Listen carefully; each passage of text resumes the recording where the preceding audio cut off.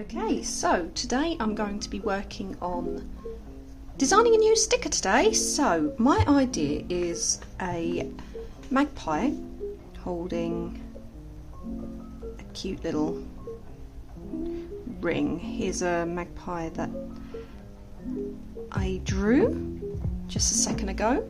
So this is the basic idea. What I'm going to be doing today is sketching various birds, various magpies in different ways, and seeing which one that I prefer and turning that into essentially like a graphic design style and then into a sticker.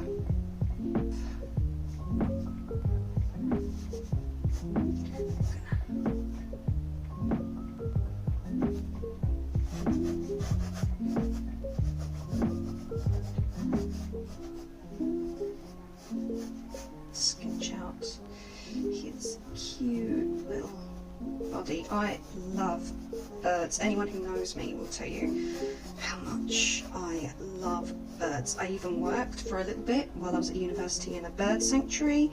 I love them so much. Unfortunately, it was just too far away for me to continue, but I loved it so much. Ooh, it's alright, it's a sketchbook, it's okay to overlap. So this is more me just getting a feel of how it works, basically, how Magpie works mechanically.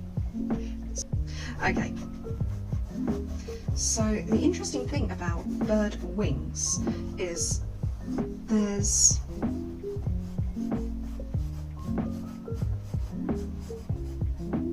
almost like two halves to how they work. So I suppose it's because the joint is here and the wings are split.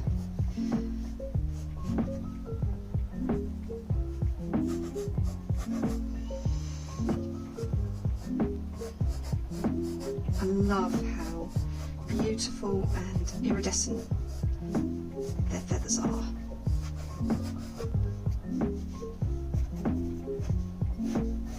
Excuse me, so where's that joint? So yeah,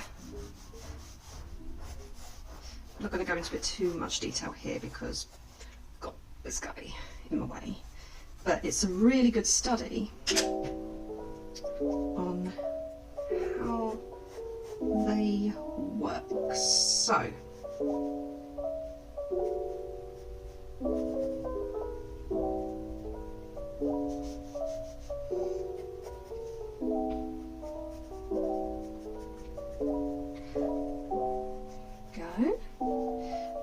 the wonderful thing as well about magpies is that their feathers are so iridescent. They look black and white from a distance, but once you get close and you see them in the sun, their feathers are just this wonderful green and blue iridescence. And I read recently that crows all have this iridescence that they themselves can see, and they just look black and white to us.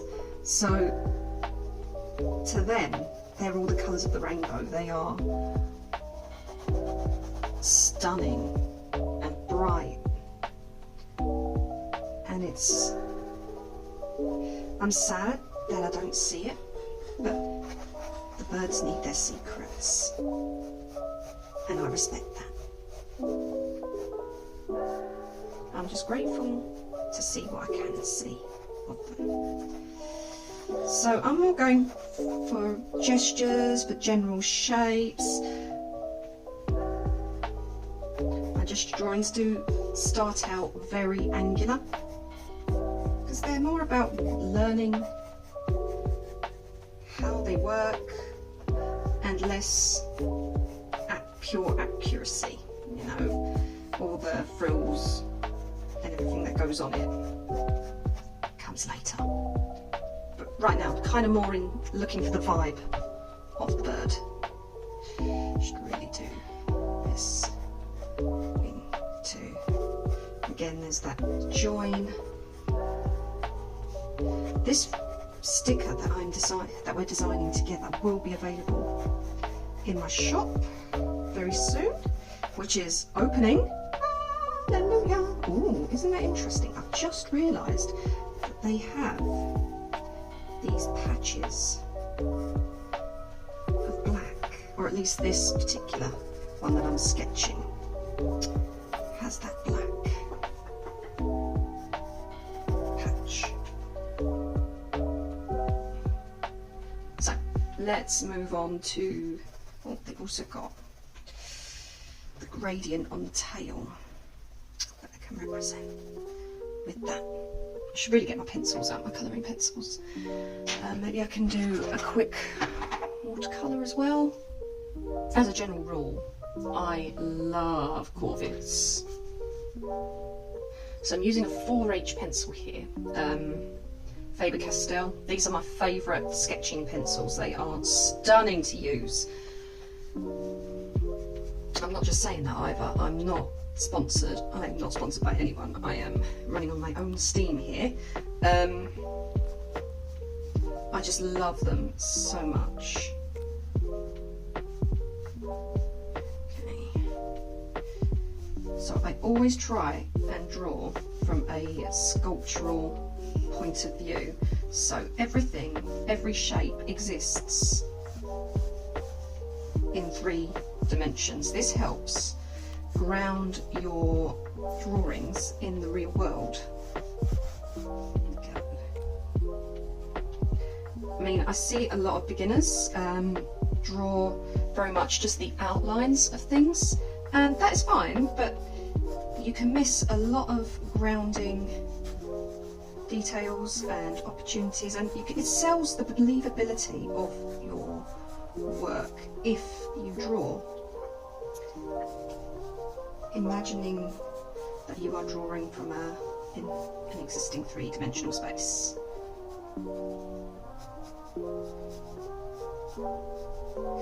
Go, so.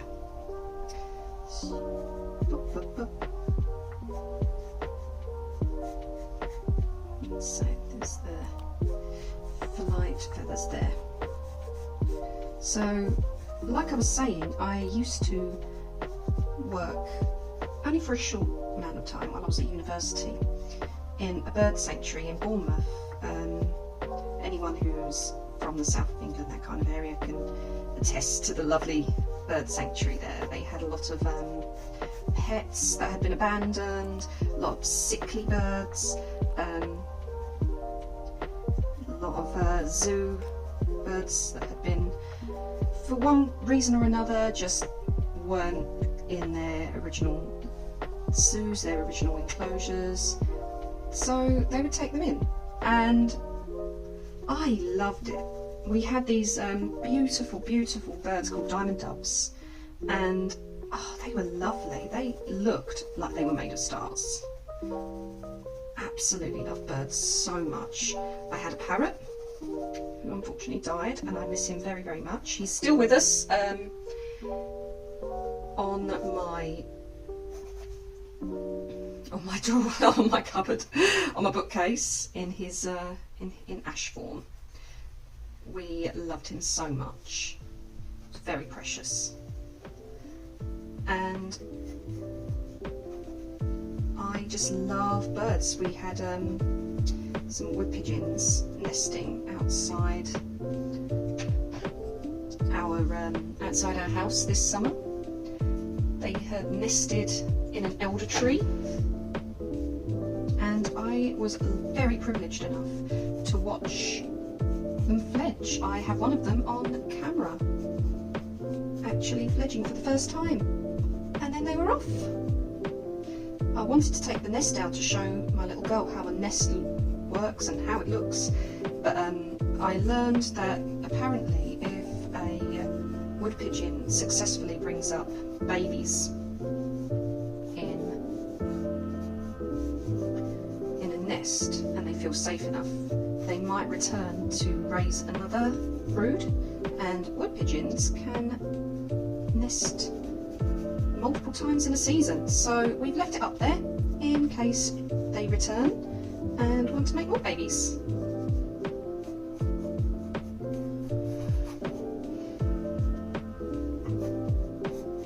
Try to avoid tangents. It's got kind of a head shoulders, so I'm just going to soften those up. So when drawing in a 3D space kind of way, it's really helpful to imagine like a line, a plumb line almost running down the centre of the body, and everything curves around that.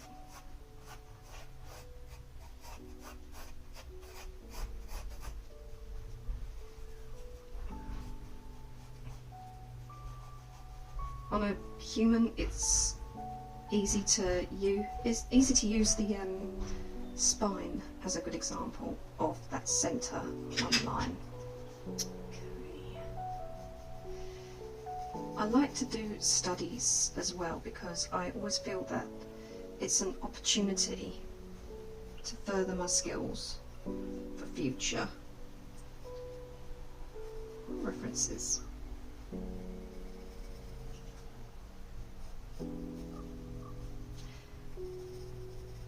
I mean, I could just go ahead and get on with the sticker design, but I like to take the opportunity to work this into a learning experience.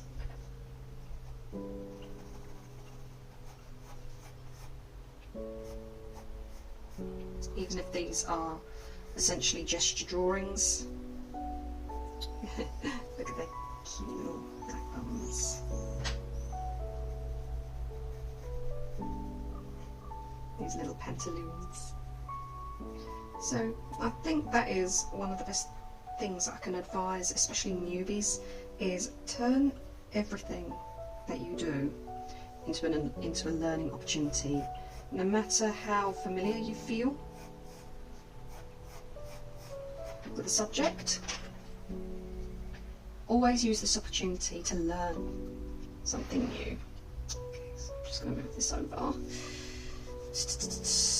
And you never know as well, from doing these studies, what new ideas you might come up with.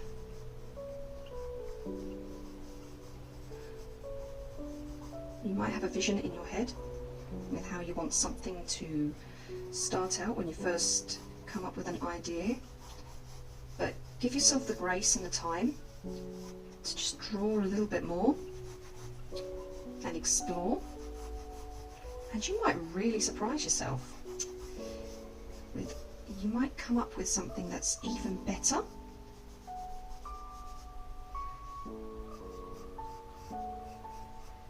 As artists, it's easy to want to chase the final product straight away, the masterpiece right off the bat.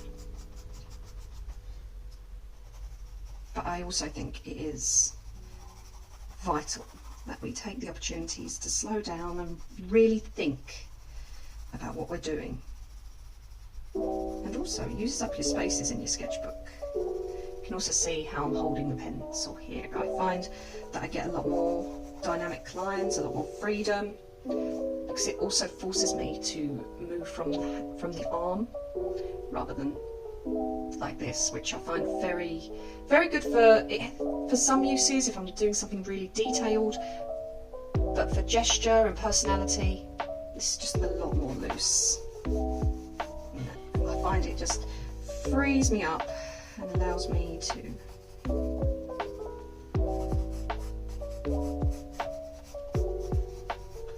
essentially, there you go. I mean, they're not perfect, they're not beautiful really even. I wouldn't put them, they're not something you would see on a museum wall, but this is art. Why does everything have to be perfect? This stage is all about problem solving, about working out what you need to do, how to do it,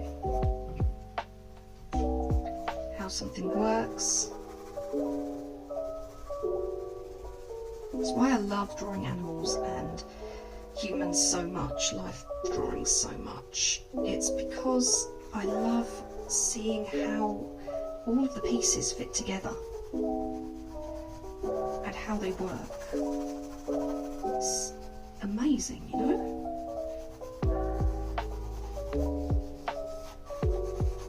Nature is the most incredible artist, the most amazing engineer.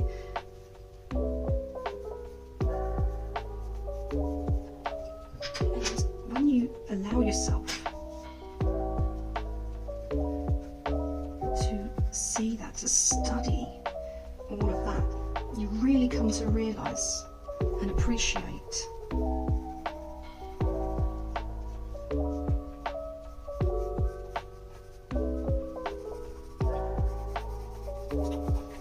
all of these things that you might have otherwise, I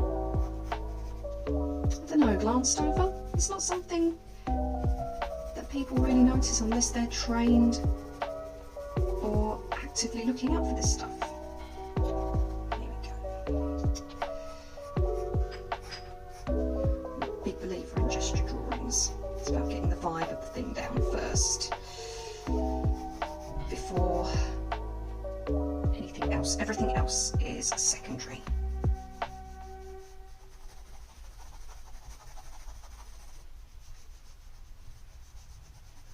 I'm in a really loosey-goosey drawing mood today, which I think is a good thing actually.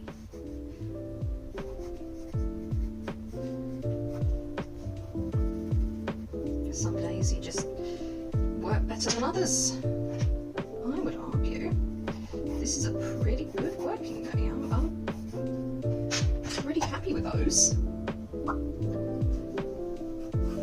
I think one more. And I'm going to go with...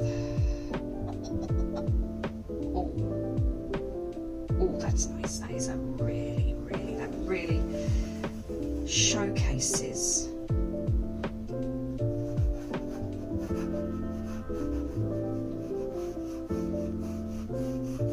these birds' wings. So I really want to, it's almost like a dress. When I say as well for people to loosen up, in my classes I'm always telling people, loosen up, stop worrying. People are very, very nervous to create what they consider bad art. And bad art is never bad. It just shows lessons that you need to learn.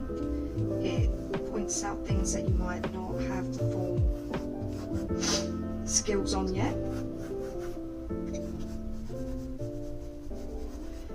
It cultivates a perfectionist mindset. And at the end of the day, all drawings are just lines on a page, put in a pretty way. Talking about that, I just realised this camera's not even seeing half of what I'm drawing. Sorry about that, lads.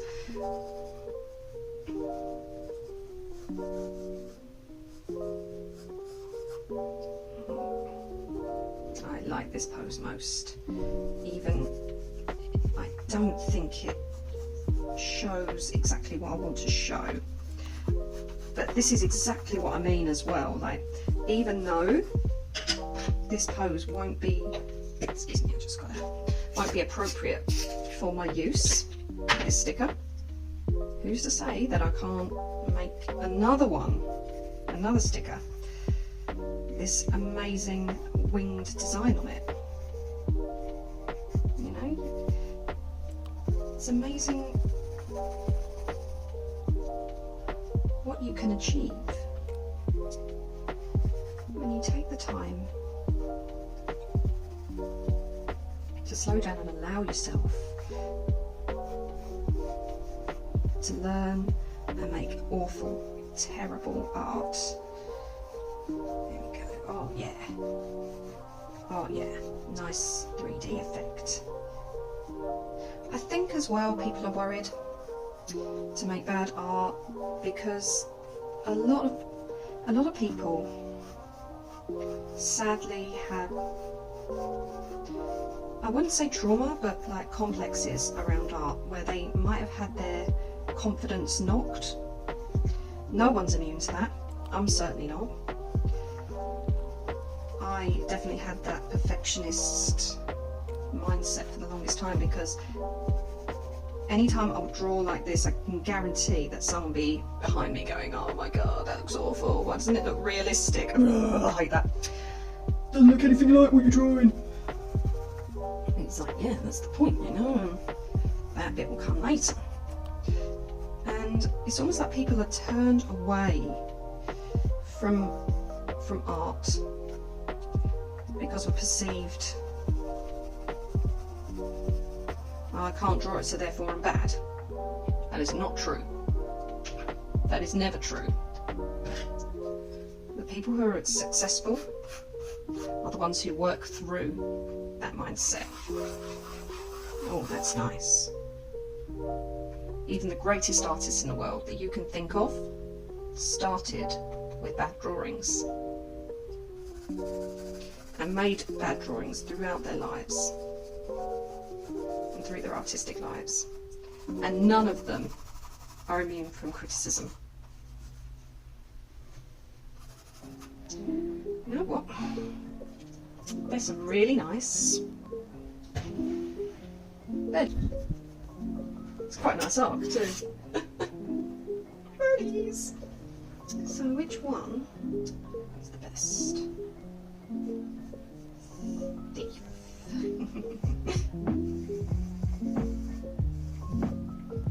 You know what? I like that one. Little burglar bill. Ah, I love it. Okay, so now we move on to the second stage.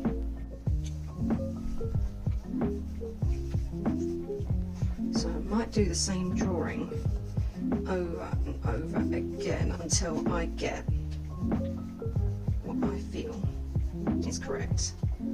Perfectionists, I hardly know her.